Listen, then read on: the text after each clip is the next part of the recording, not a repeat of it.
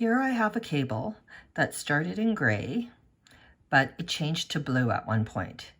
I can fix this by dropping this blue stitch down until I get back to the gray and then laddering the stitches back up in gray. We'll start by shifting our stitches till we get to the cable with an error.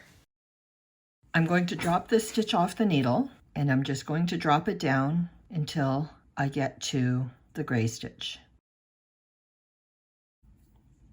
I'm going to put this gray stitch on a stitch marker.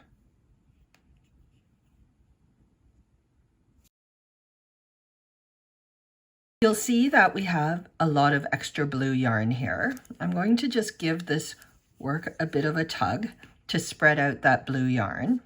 Between each of these cables, I'm going to look for some gray yarn that I can pick up and ladder back up the stitches with.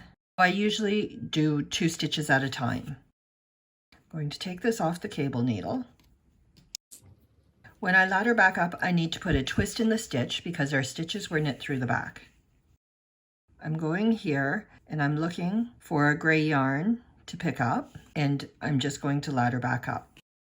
The gray yarn that you're looking for will be towards the back of the fabric. I have a gray yarn here.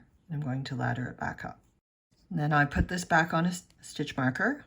This cable needs to go under this stitch, so I'm just going to use that stitch marker like a needle to pull it under. So I'll take this off of the stitch marker. I'm laddering this back up. I'm catching this and I'm knitting it up. These stitches are going to be tight because we're making a stitch where there wasn't one before.